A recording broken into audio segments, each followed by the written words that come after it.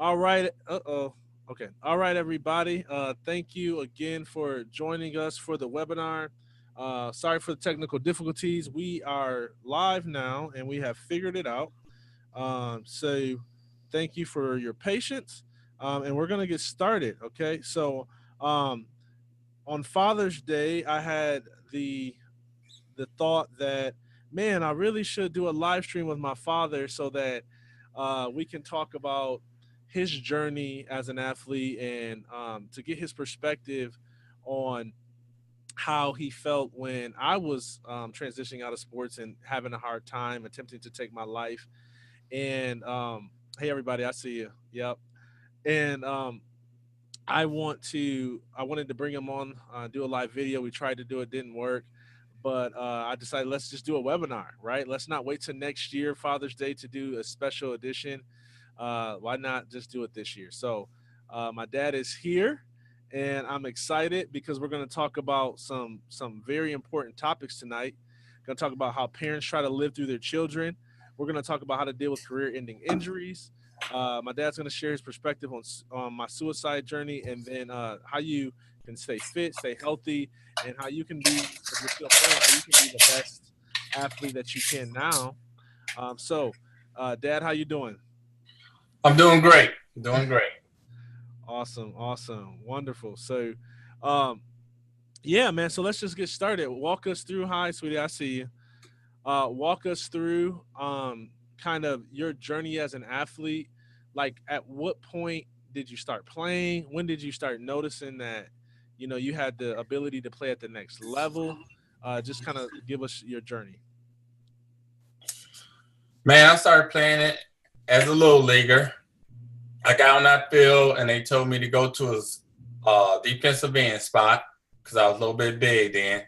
And I knew which side was defense, but I didn't know where a defensive end spot was. So then they got me lined up, had me running around, and I just run around crazy. So finally they said, do you know what you're doing? I was like, nope. So they said, here's what you do. Whoever got the ball, go get them. And so that was my start. Mm. And so when did you start falling in love with the game? I fell in love with the game when people started telling me that I was good. And I started trying to say, oh, am I good? So let me show you how good I am. And I started having more hustle and ambition to do good and please other people. And how did you get an opportunity to play in college? It's a funny story because I was just playing. I wasn't really thinking about college. I just was out there just trying to have fun. I love the sport. So what happened is some of the guys on the team were saying, let's compete, let's do this, let's see who get the most tackles, the most interceptions, and fumble recovers, all that. So I was hustling, trying to outdo them on the field. And because of my hustle, it led me to earn a scholarship. Hmm. Yeah, and you went to Central Michigan University, where I too went to play. For those of you who didn't know that, and talk to me about kind of your journey as a college athlete, because you had some success on the field and was able to play with a legendary CMU coach, Herb Duramity, who calls me Little Stints. So talk to me about some success you were having on the field and the success you guys were having as a team. Well, before I even went to Central, I had already heard about the program. I knew it was a good program. So I went there. I didn't really have any expectations. I just wanted to get on the field and do what I love doing, which is playing some football. Ended up being good, worked my way up from seventh string. As a true freshman, I was seventh string. And then by the start of the following year, I was second string. But I got plenty of time with the first string on the field. And then one of the first couple of games I got in, they started to see that I had some potential to work my way up towards being a starter. Hmm. And so I was still just busting my butt, running to the ball, having a great time. Um, just loving the sport, having fun. And then our team ended up being really good. We played for the MAC title and stuff like that. But it was the following year that everything really, I really knew what I was doing. I wasn't just out there running around. I actually knew where I was going. And we had some success. I became a starter and had a great game or two against Michigan State Spartans, where we took them down 20-3, and that was a big deal. And that was pretty much a highlight of my career, where I had a tackle on the goal line to stop them from scoring, and that set the tone for a great season. Mhm. Yeah. So, man, you touched on something that I think, because some of our audience are still playing the game right now, and that's good. And I always encourage people, while you're playing, to give it everything you got so that you can reach your highest potential during your career, because it helps you once you transition out, because you don't live with this pain of regret of, man, I could have been better if I would have just gave it more. So you can have a satisfaction that you gave it all you had while you could. And so, but one of the things you touched on that I know a lot of people deal with is, being third, fourth, fifth, in your case, seventh string. What do you say was some ways that you were able to earn a starting position on the field? I would definitely say it was hustle, effort, and something I learned throughout the years was give 120%. And if you're doing the best that you can, you're gonna end up getting some good results, no matter what, on the field or off the field. You're doing the best you can and trying to be the best you can be. You're gonna get some good results. Yeah, yeah. Let me pause real quick, do a couple shout outs. I see you, Stacy. Thanks for supporting. My wife is live, or well, she's on the live video on Facebook. I see you. Thank you for supporting me, sweetheart. I see Wheezy out here. I see Tyree. I see Bree. Thank you guys for joining. Feel free to share this video. We're going to be talking about how parents try to live through their children. We're going to be talking about career injuries, how you can be the best on the field, during and after the game. So, feel free to share this video as we continue this interview. So we just got done talking about how you can move from third, fourth, or in my dad's case, seventh string to earn a starting position on the field. And my dad was able to have success. He talked about how they beat Michigan State. By the way, when I played, we beat Michigan State too. So, anyways, that walk me through kind of the end of your career. I know that you got injured, but for our audience, they don't know anything about that. So my dad was, very successful. Played defensive back. They were having success as a team with the MAC championship, beating some big name teams with Michigan State. They were actually ranked in the nation. And then, NFL teams looking at him because, he's fast, he's big, got a good frame. And talk to me about the injury, Dad. What happened? And, how did you try to get back into the sport? And then when did you know it was over? Wow, that's a lot. So let's start with the injury. How did the injury happen, and what was your mentality at that time? Well, it was during off season. I was pretty good at basketball, enjoyed that sport also. And I was doing just a recreation basketball game or intramural team game. And I came down from a basket and tore my ACL.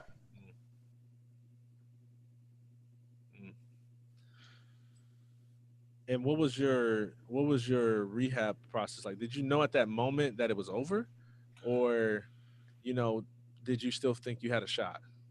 Well, I had never had an injury that severe before, so I had no idea.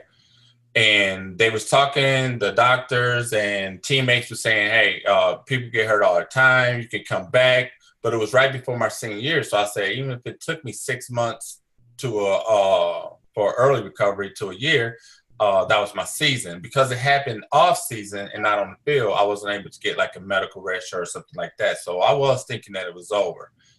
I ended up doing rehab. We got some really good rehab specialists and doctors and stuff, and I came back pretty good. And then I began to overwork it because I wanted to get back on that field. and I ended up hurting myself again and tore my MCL this time, my meniscus, which took me out. That was the end of my senior year. So I was like, all right, it's a wrap. I'm done. I can't come back from this. So I went to team meetings. I went to the games and gave them all the support I could, even though I couldn't be on the field. And so a lot of times I was still sitting there and I knew the game. So I was able to be on the sidelines and give input to the player that had to take over my spot. So I was giving him some insight on what was happening, what was coming. And so I still was a big part, but I just wasn't on the field. Right. And what was that moment for you when you realized that, man, this chance of playing in the NFL is gone? Well, my moment came as I'm just done with rehab.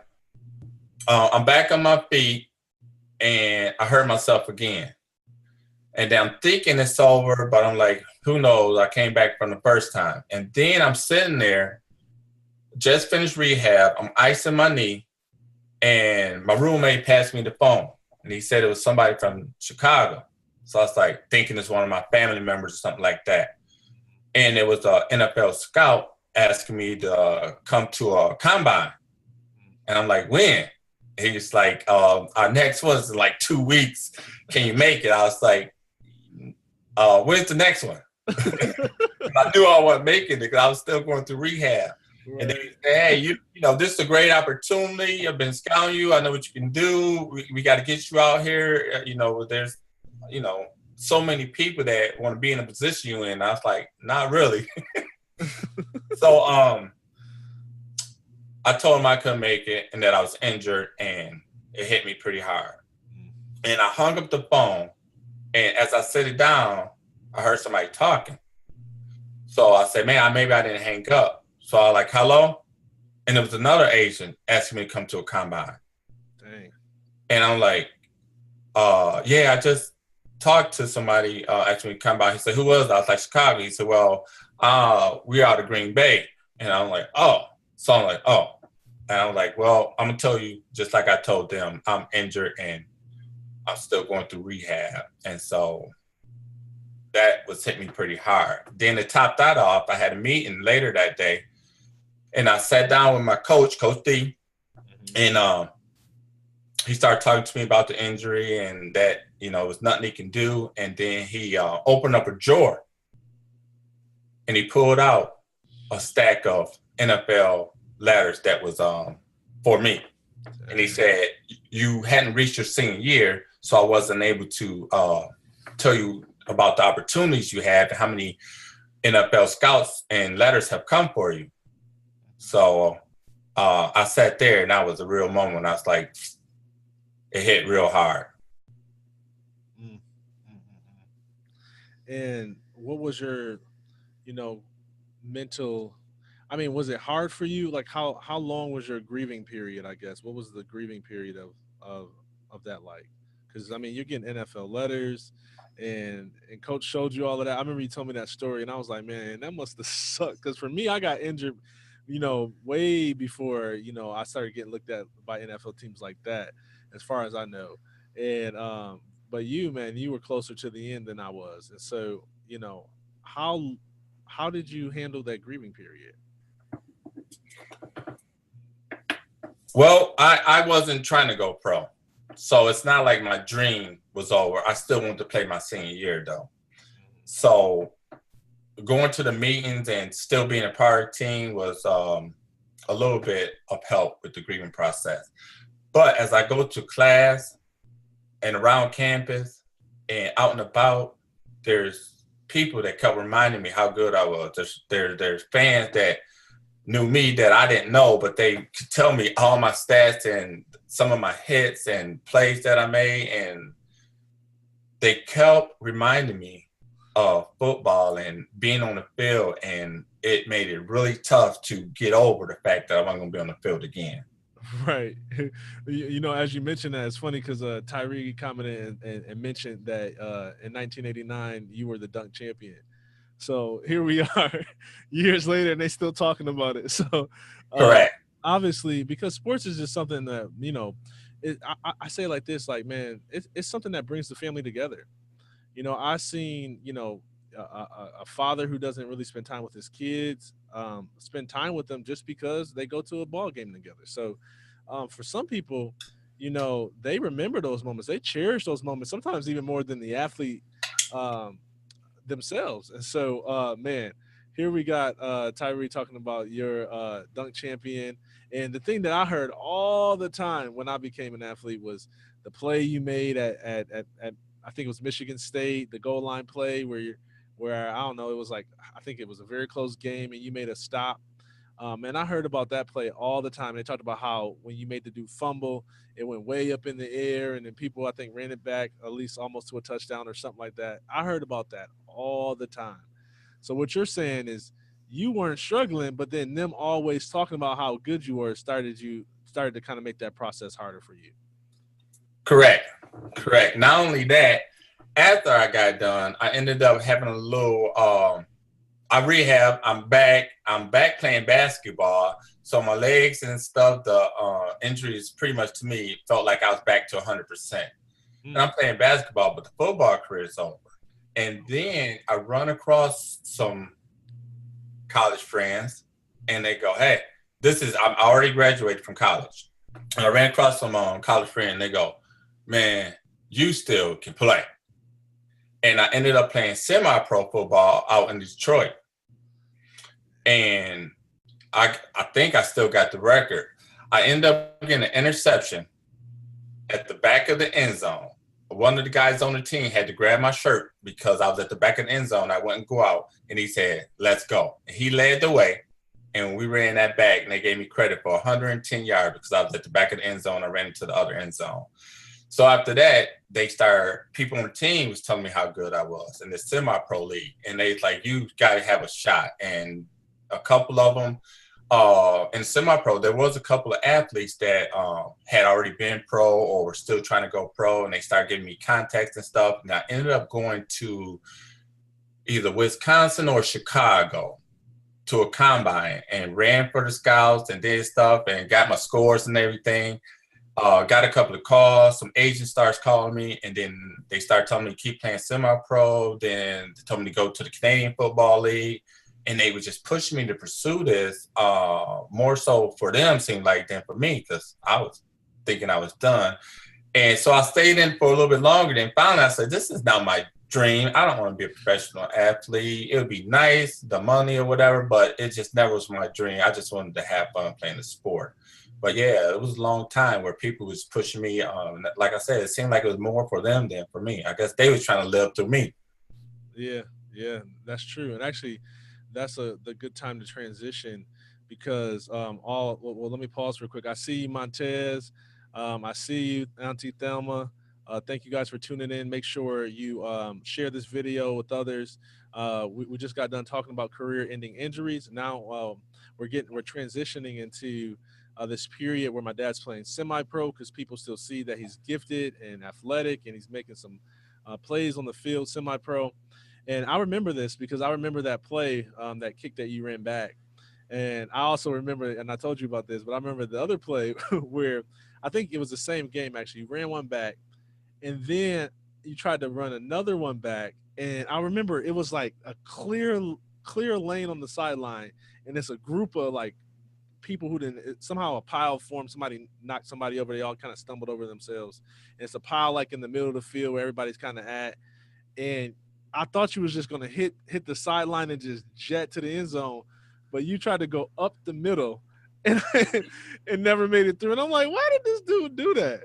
So like here I am, I'm watching you kind of go through this semi-pro phase, and then at the same time, I'm getting better at sports and starting to get some coordination and work on some things. What was your perspective on my athletic journey? Because obviously you spent a lot of time working with me. Um, what was your thought process in terms of seeing me play sports?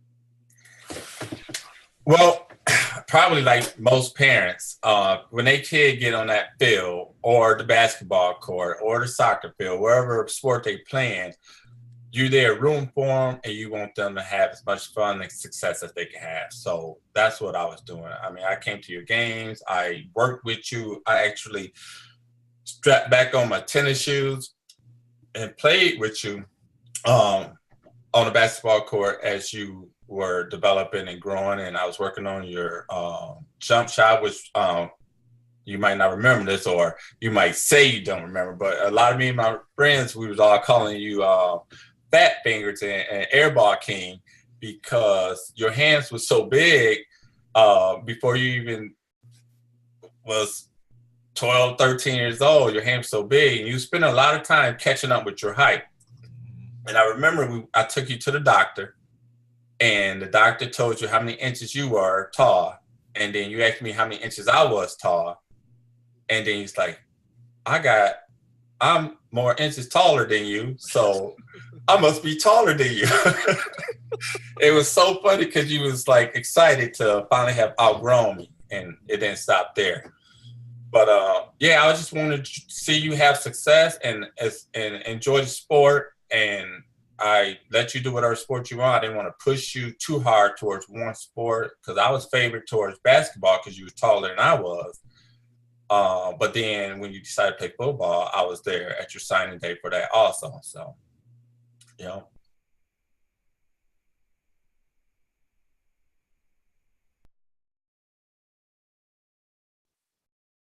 Yeah, yeah. Was there ever a time where you felt like you were maybe trying to see me be successful because you weren't able to go to that level? No, no, not doing the whole course of it because I didn't want to try to press you to go pro just because I didn't make you pro and put that kind of pressure on you. But after seeing you getting on the field and after I saw you when you went to Central, your frame that you had, and then the weight that they put on you and the speed and the toughness that they gave you, I was thinking in the back of my mind without saying anything to you that, yep, my son got a shot. He's going to go to the level that I didn't make it to because of my injury. And so when you did get hurt, it was pretty painful. And I never told you, like, man, I want you to go pro. And I got hurt and you got hurt. And I didn't want to bring that up, but I was like, man, that was painful. Hmm. Yeah. So man, I know that there's a lot of other parents out there um, who, even if they didn't, have the success as an athlete like you did, they still, want their son or their daughter to succeed in sports. Some of it's just a parent wanting their child to succeed, but there is that unhealthy balance of, man, if they succeed, I feel like as if I succeeded. And so I guess do you have any advice for parents trying to live through their children? What would you say to them? I would say let them have fun, let them enjoy the sport. And with anything in life, don't put too much pressure on people. Definitely, not your kids. Don't put too much pressure on them to do something that they may not be able to do or capable of doing, or that you um, want them to do just because it's something you want. It got to be something that they want. Hmm. Yeah, yeah, yeah. I see you, Steve Weezy, and I see you, Sean. Sean Waters asked a question. He says, as a former player and son of a coach who went to school with your father at CMU, could you talk a little bit about the pressure of following in your father's footsteps? So I think this is kind of a good time to transition into that. First of all, actually, before I answer that, let me say something to what you just said. That, and although maybe somewhere deep down it may have been like you wanted me to succeed because you didn't have that chance to go to play professional.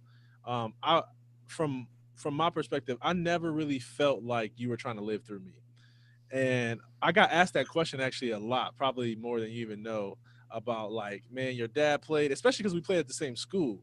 So they like, look, your dad played at CMU, you played at CMU, he was good, you were good. So, man, is he trying to like push you on? And I never got that feeling that you were trying to push me um, in a direction that I didn't want to go in. So I really felt like if I felt like I had the freedom that if I didn't want to play football, or if I didn't want to play in sports in college, that you would have been okay with that. The only thing I think you would have complained about is the scholarship money, because nobody wants to play for school.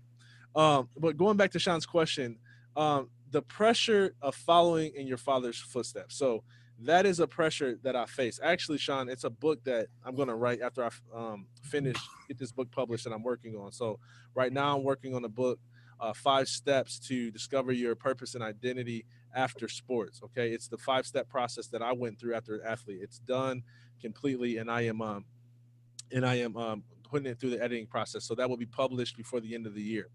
But I had that pressure to follow in my father's footsteps because he was such a great athlete.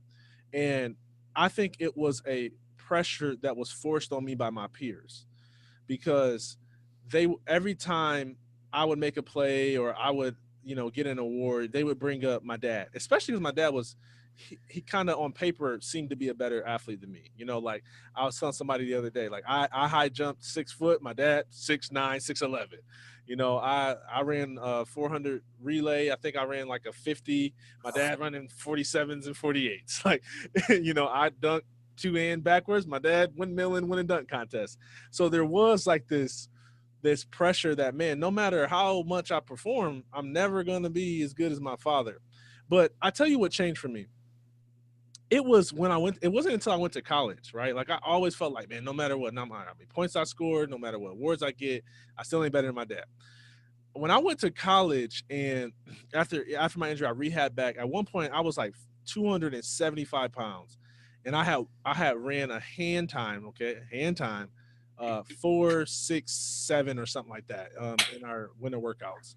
And the coach was like, "Man, you killed it." And it was all talking about how good that was to be 275 pounds running that fast. And I remember this thought going in my head, like, "Yeah, but my dad ran 4.3, or my dad ran 4.4." And and then I was like, "Wait a second, I'm 275 pounds. Like, I'm I'm way bigger than him. Like, proportion wise, this is way better than him." And so I had this thought, like, actually, man, pound for pound, I'm faster.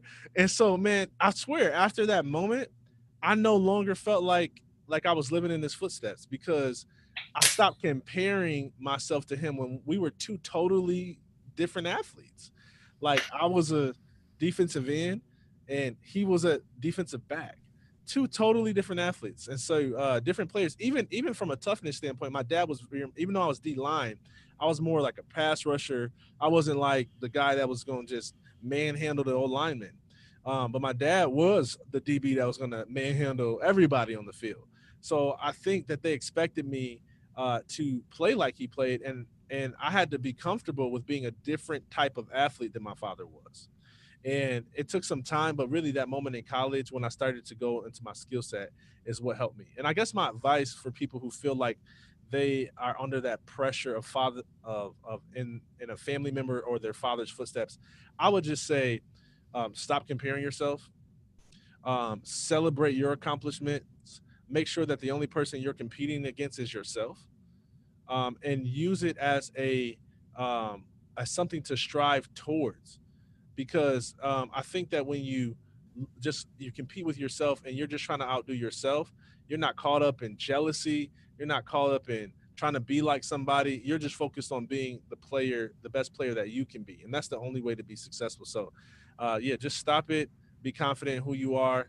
Uh, Notice your skill set. Focus on what has got you to the level that you're at now, and then just keep on pressing through that. So, yeah. So we talked a little bit about that. So, okay, Dad, I get hurt, really going into my sophomore year, and I have this injury, and I am technically supposed to be done at this point. I got a full ride scholarship.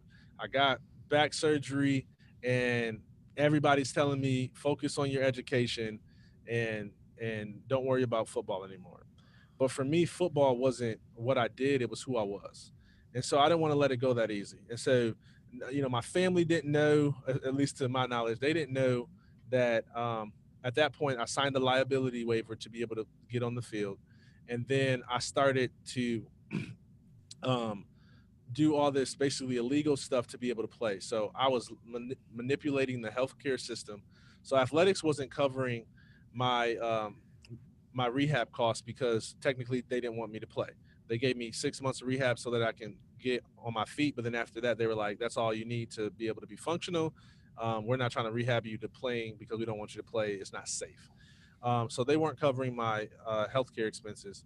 And then my dad's insurance at the time was the only insurance I had, and it was HMO, which you got to have a certain doctor in order to have the finances to be approved. Problem with that is we're in Mount Pleasant, the middle of nowhere, and a lot of the approved doctors the wasn't near Mount Pleasant, so I had to drive 30 minutes, maybe even an hour, hour and a half, just to get medical help. And then you always got to go through, get an X-ray, get an MRI, just so you can try to get a diagnosis and get some help. So I basically manipulated that whole process. I was lying to people about, um, I was lying to people about how how many epidural injections I had gotten previously so they can give me extra epidural injections. I was going to the emergency room so they could give me more opioid pills and essentially develop this lifestyle where I'm developing an addiction to opioids, but I'm also um, starting to sell drugs because I'm starting to pay for my medical expenses in order starting to pay for my medical expenses by selling more drugs. So now I'm all selling drugs. I'm on drugs, and I'm still trying to make it as an athlete. Um, Dad, talk to us about. Did you know any of this stuff was going on, or were you just completely unaware that I was going through all of this? I knew you was going through pain. Those extra things you were doing, I wasn't aware of. I did know that you was going to the chiropractor as much as you could. I know you even tried acupuncture, so I knew the legal things that you were trying to do to get stay on that field and continue your football career. But the other things, I had no idea. It was hidden from me. Yeah, yeah.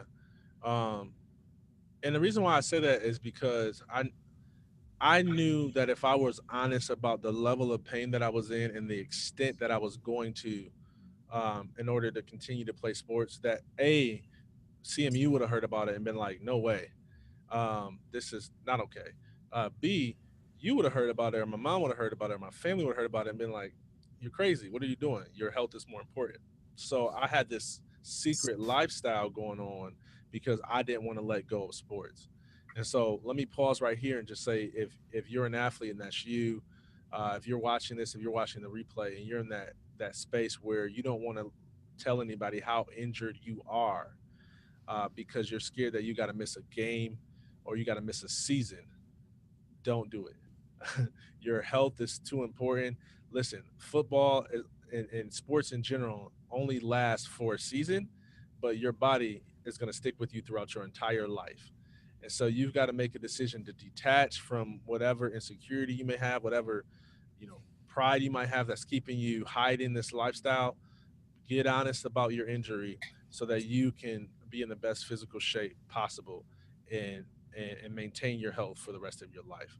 Okay, so fast forward and going into my senior year, the coaches started to pick up on something was going on. Number one, because I couldn't stand up straight, I couldn't fully extend my body.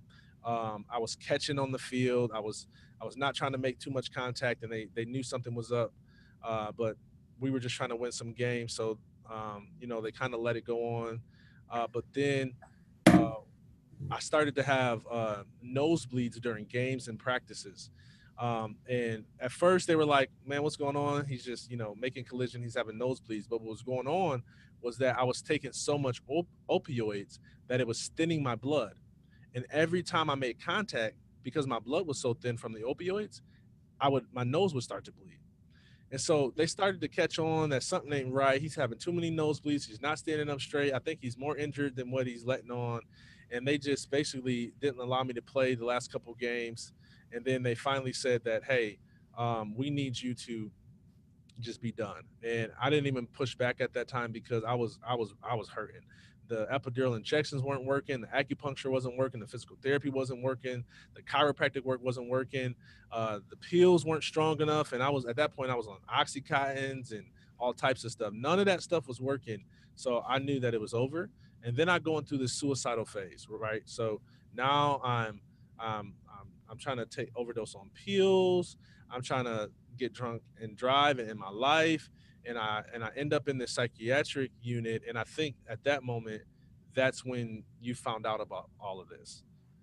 So talk to us about what happened. How did you find out that I was in the psychiatric unit, and what was going through your mind at the time?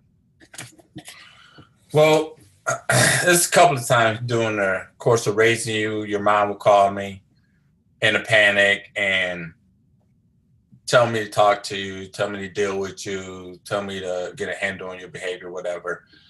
And this time she called me and it was different. And she said, which, we weren't together. So she said, I need you. And then she said, your son needs you. And at this point, she hadn't told me what happened, but I just got a cold chill through my body because I knew it was really serious. So then I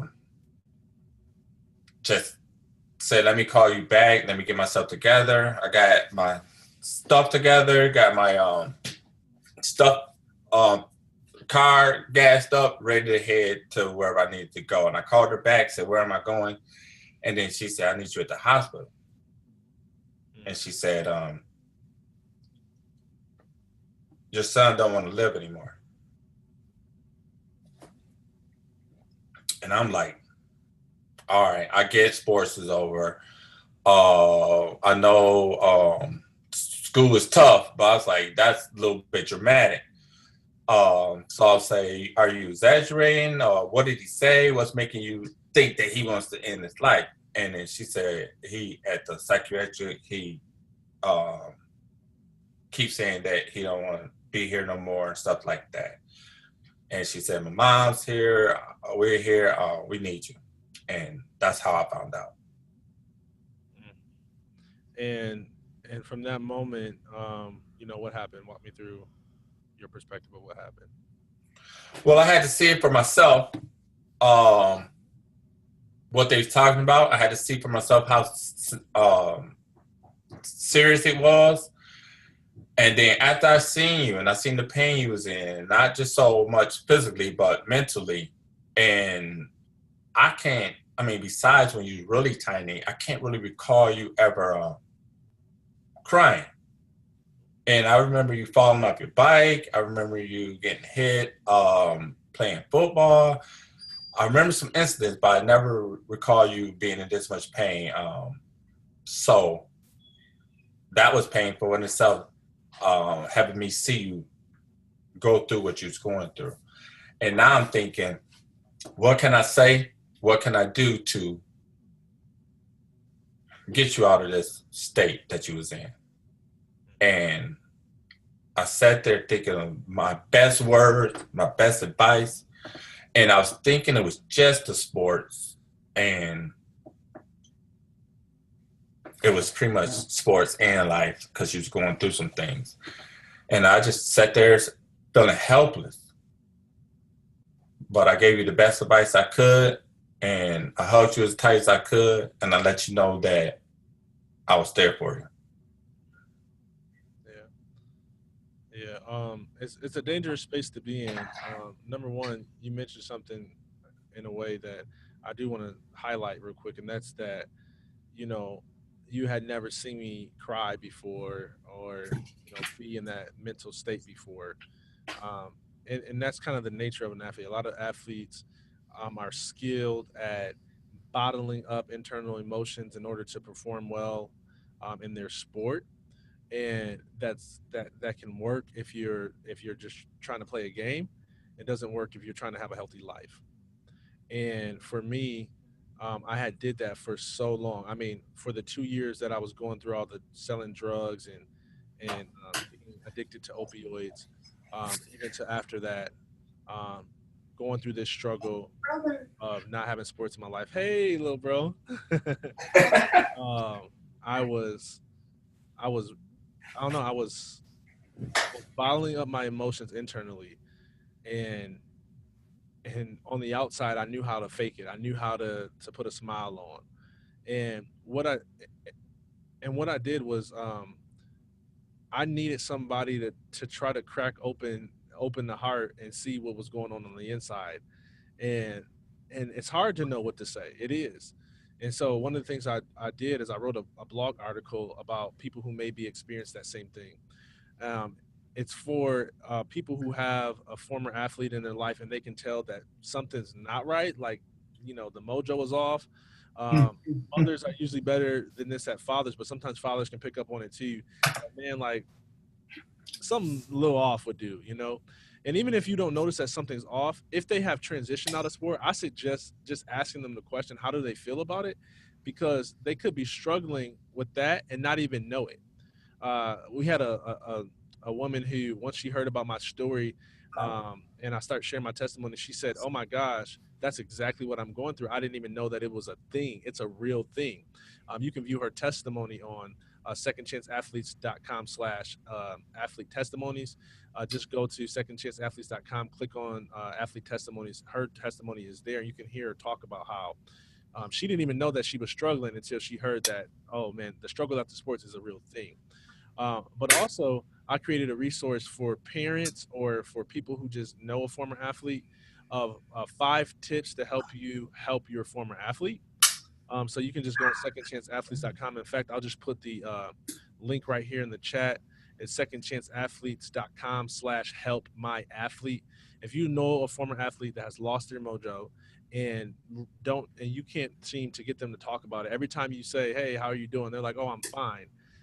Man, look at that resource. It can help you engage in conversation with them. Okay, so yeah, I was hiding this whole thing, Let me see your tongue. Dad, and hey, uh, I see you, Mom. I love you. Yes, my mom was the one who took me to that psychiatric unit. Thank you, Mom. I see you, Chelsea. Thank you guys for tuning in. I see you, Tito. I don't know if I said what's up to Faisal. What's up, Faisal? Are you in Iraq, man? Where you at, bro? Um, Thanks for tuning in, man. Please remember to share. We just got done talking about how athletes can bottle up their internal emotions and so they can still perform. And I shared a resource that can help people help their former athlete. And so, you know, it's one of those things where I was in that space, and through me surrendering my life to Christ and the psychiatric unit, I was able to climb out of that. Um, and and now it's over for me. I know that I have a hope and a purpose beyond sports, and it took me about I still went to some psychiatrists. I still went to some um, counseling after that, and spent a lot of time in church, obviously. And it took me about 3 to 5 years to finally get to a place where, man, okay, I know who I am and I know what I'm called to do outside of sports. And what I did was I outlined what I learned in 3 to 5 years and 5 steps to discover your identity and purpose after sports. And the best way for you to be the first one to find out about that is to go to secondchanceathletes.com, sign up to our email list, and you'll be the first to notice when that book comes out this year. I want to make it available for you guys before the end of the year. So, hey, join the email list if that's something that you're interested in. I'd love to make sure you're the first one to get those copies. All right, Dad. So, now life after sports, man. So we're both done. It's over for us, but still we got life to live, man. Um, One of the things that I know a lot of athletes struggle with is staying healthy. Number one, because they're not in sports anymore. Some of them feel like I don't got no reason to work out because I don't have a game to play. I don't have a competition to prepare for. But in your case, as far as I know, you've always been in shape. You've always stayed active. What was your mentality, and how were you able to maintain the active lifestyle after your career? That's just me. That's just me. I love being active. Playing sports, doing something, staying in shape. Uh, just during the course of me growing up, I knew that it was always important to stay healthy. So even though I'm not like I'm a team sport or something like that, my mind tells me that for health reasons, to live a long, healthy life, I got to stay in the gym and stay fit and ride my road bike for exercise. This is what I do. And then I like that so much that I just recently got certified as a personal um, fitness trainer. Congratulations. Thank you.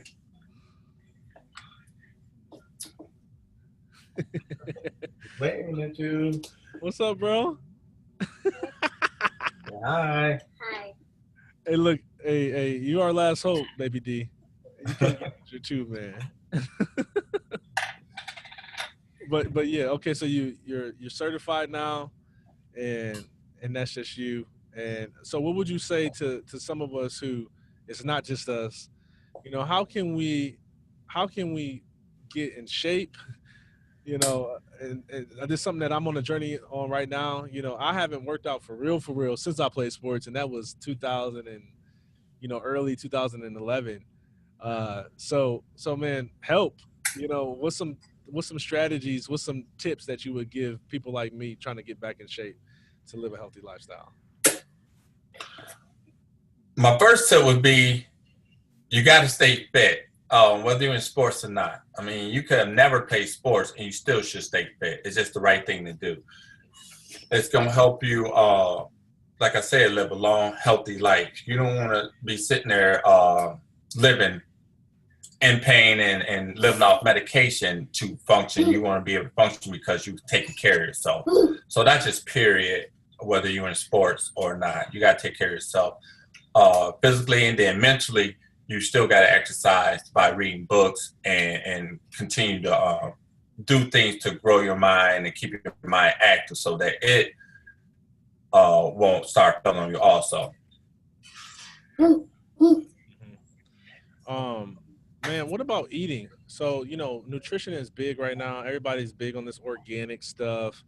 You know, one of the things that I admire about you is that, I mean, you're not on this whole organic kick. And I'm not saying that stuff isn't important, it is, but you've been able to still live a healthy lifestyle without, eating completely organic or without being a vegan or something like that. And so, what are some of your eating habits? Because eating is a part of it. Nutrition is a part of you can't just work out and not eat at least decently well.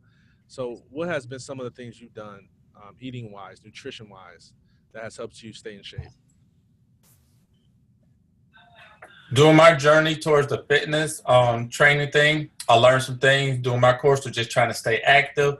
I learned some things, and doing the course of me trying to feed my mind and keep that healthy. I've learned some things about fitness and nutrition, and I just keep myself surrounded by those types of things and that type of environment. And I'm pretty much just gaining knowledge, the knowledge I have now from reading materials. And I know that it's important to do both, to get in the gym, to go for walks, to stay active, play with your kids, get up off the couch, turn that TV off. Just pretty much general things that everybody know they just aren't doing. And I eat some bad things. I will stop at a McDonald's. I will order a pizza. But if I do so, I do so in moderation. Right, that's good. So if I did happen to get a pop, it won't be one tomorrow, then one the next day, and 2 or 3 a day or a week. Actually, for me, it's just I'm gonna have a pop, I'm gonna enjoy it, and then I'm gonna drink water and juice and eat some fruits and vegetables, following that up the next day or so. Like at work, I eat Chinese food, and then the next day or next 2 days, I'll have a salad and make sure I'm drinking plenty of water and things like that. Hey, that's good. I like that. I like that boundaries. It seems very achievable in the way that you're describing it. Um, you talked about the fact that you wrote a book, um, actually a few ebooks. What you know, where can people find out about those books? And then talk to us about you know how you've been able to become essentially an author, self-published author, and maybe how some people can do the same. Well, it's just one of those things. I get my body right, get my mind right. I read relationship books. I read health books. I read leadership books, and I read books about financial freedom. And that's where I learned as a passive income that I should find me something that I enjoy doing and monetize it. So I wrote a couple of ebooks and put them on my website, put them on Amazon, and then I built a website where I sell books, and I even got a fitness page there because that's important also. And you can order some supplements and things like that. So I just learned that during one of my reading expeditions where I wanted to get more financial freedom and get a passive income. I also paint, which is a hobby I enjoy, and I monetize that. And so I joined a couple of websites where I put my paintings up and people can view my art, purchase my art, and get all sorts of things like shower curtains, cell phone covers, tote bags, or whatever artwork I either do for them or that they like. Awesome, awesome. Hey guys, I see you. Thanks, Lisa, Jason, Antoine, David, Chelsea. I see you guys. Thanks for joining. Um, man, we're getting ready to close here soon. So if you have any final questions, feel free to drop them in the comment section, and I'll try to answer them before we close up. I see you, Thelma. Man, Dad, what would you say? Um, you're how old now? 47. 47 years old. Okay, so okay, real talk. Do you still see some of your former teammates or people you played against who you feel like their identity is still kind of wrapped up in the past when they were an athlete? Yes. And funny you should say that because I just recently attended a golf outing at CMU.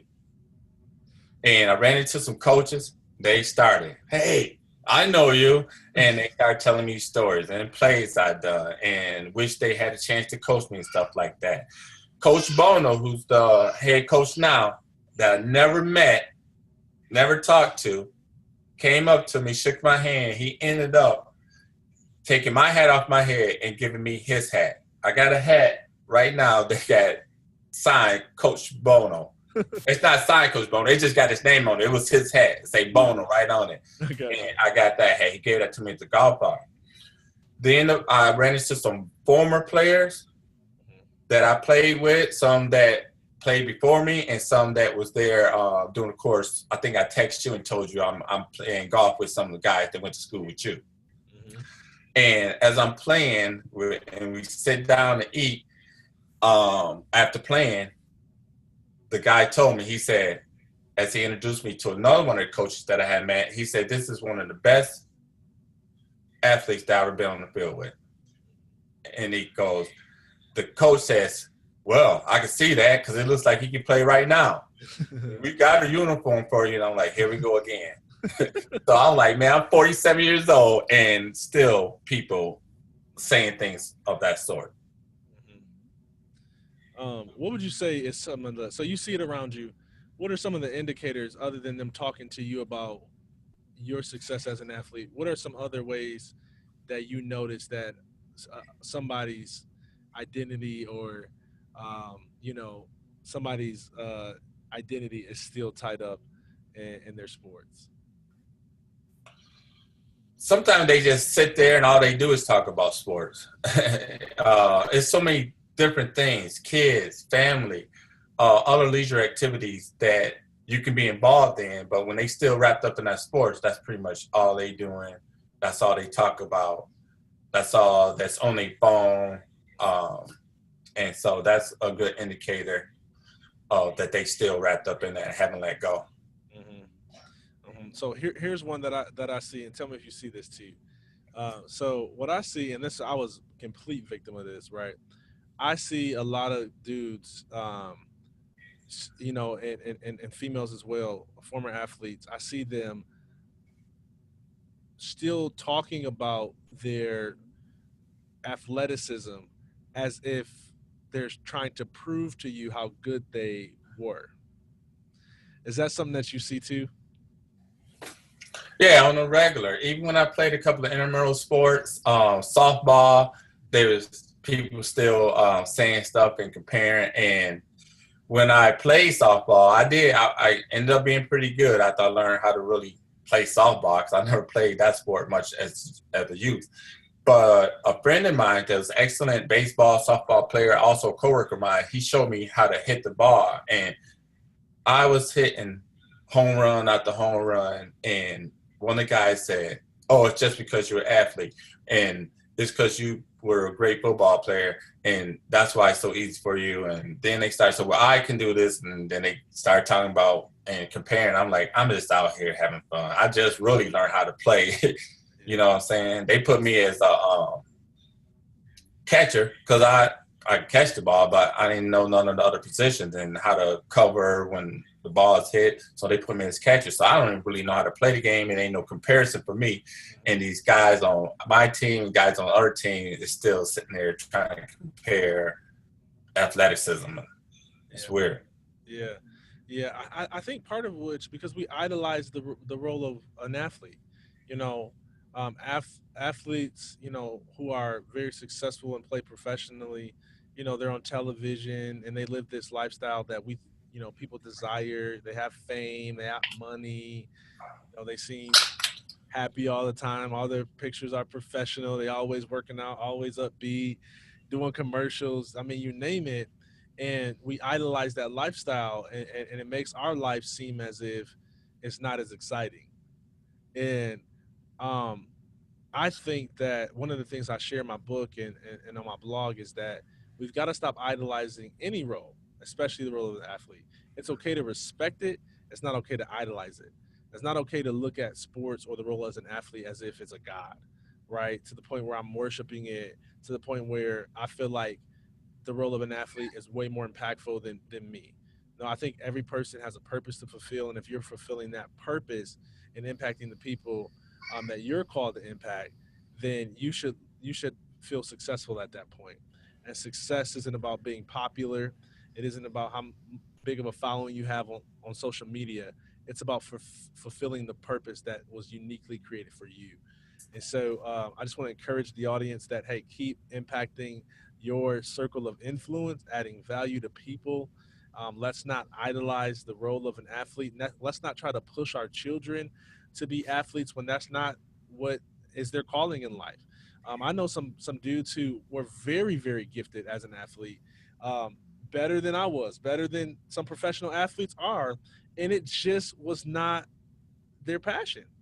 And I think they should have the freedom to let it go and play sports as a hobby and not feel as if they gave up on somebody else's dream. And I think we should celebrate teachers like we celebrate athletes. We should celebrate officers like we celebrate athletes. We should celebrate everybody who's pursuing their purpose like we celebrate athletes, because every profession and calling matters. So, um, man, our interview is coming to an end. We've been going for an hour now.